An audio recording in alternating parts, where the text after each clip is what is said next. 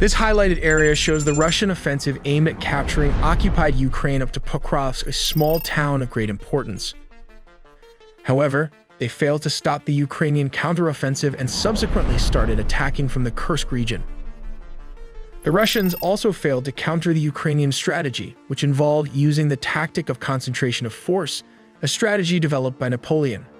The Ukrainians targeted the weakest points, destroying critical infrastructure such as bridges necessary for reinforcements, using TACMS missiles capable of traveling over 109 miles, which is around 177 kilometers. More details all in the video ahead. The distance from Ukraine to Moscow by air is approximately 480 kilometers, which is around 298 miles. For comparison, this is almost the same as the distance from Washington to New York. Ukraine launched 45 drones over Russian territory, including 23 in the border region of Bryansk and 6 over the Belgorod region. 11 drones managed to reach Moscow, the capital of Russia, but were destroyed by the Russian anti-air defense system. These low-budget drones shouldn't even be able to penetrate a few miles into Russian territory, yet here they are, and Moscow proves a failure to intercept them at the initial stage. Failure 1. The Russians experienced a complete intelligence failure regarding the Ukrainians.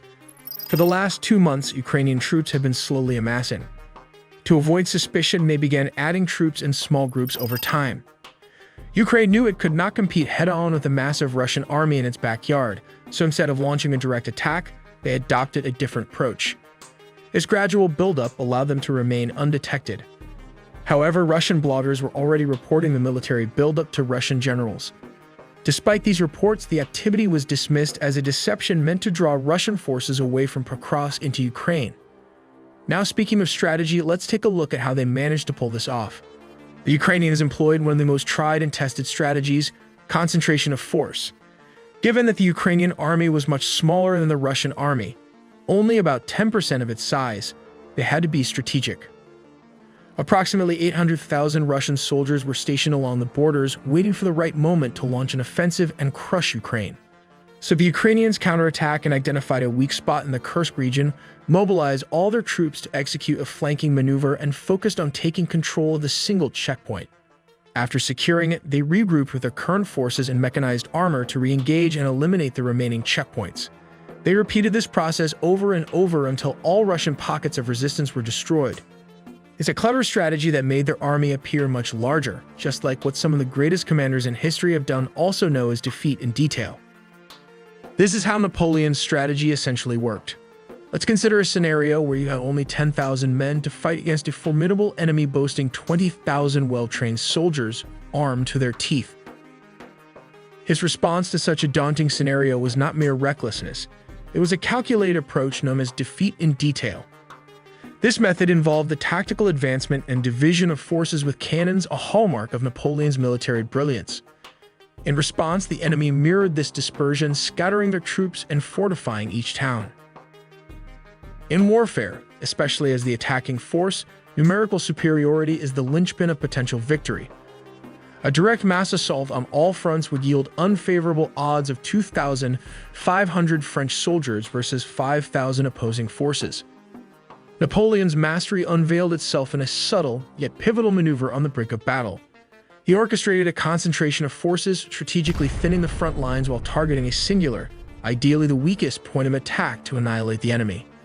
The moment of contact with the adversary became an orchestration of concentrated force. Due to the enemy's dispersed arrangement, they set themselves up for individual defeat, allowing Napoleon to engage only a fraction of their forces, not the entire army. Central to the success of this strategy was the swift maneuverability of capable forces, enabling them to outmaneuver the enemy before their strategy was unveiled. Speed was the catalyst for surprise, an essential element ensuring victory.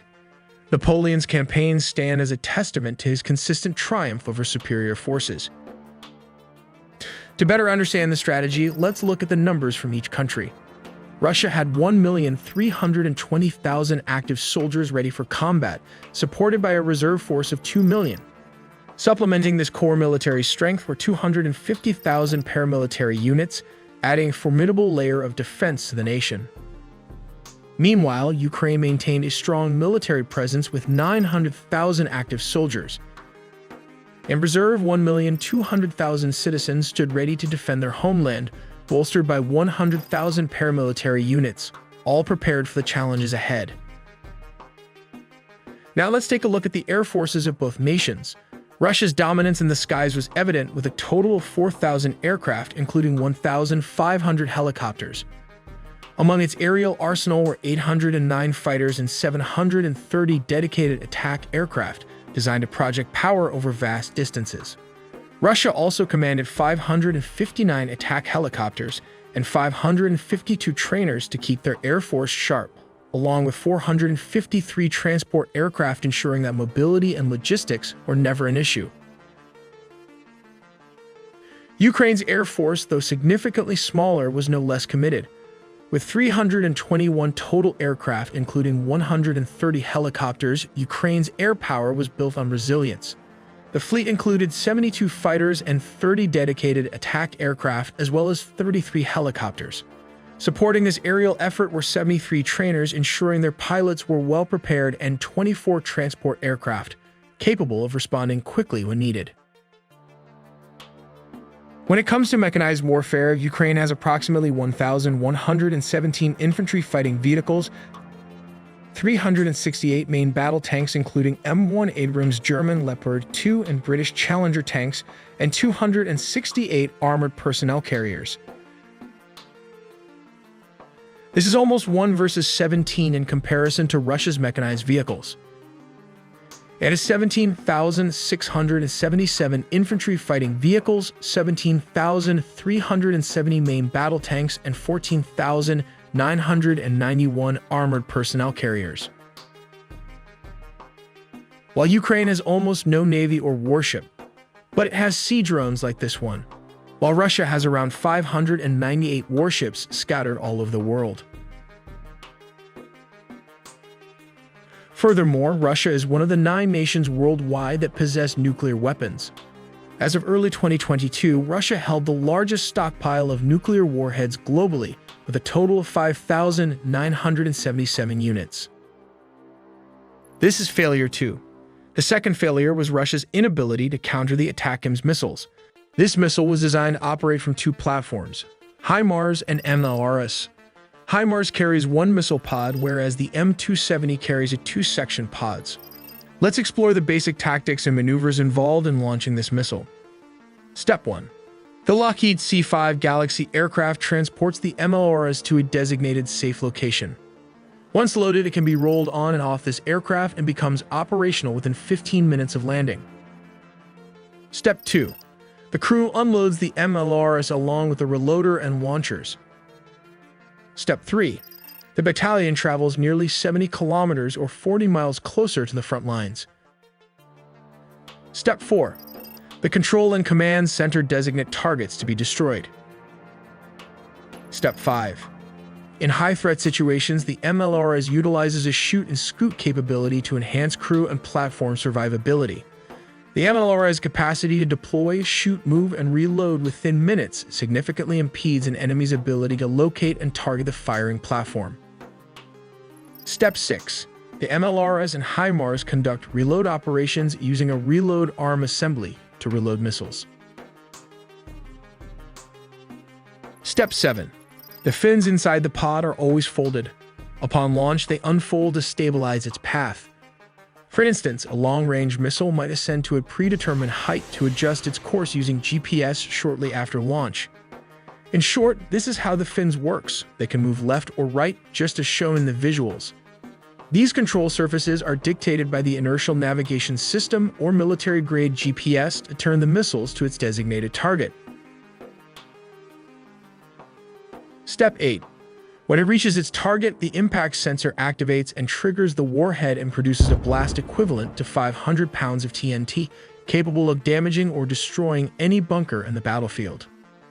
These long-range tactical missiles are capable of targeting and destroying key infrastructure, such as bridges used for troop transport and other military targets.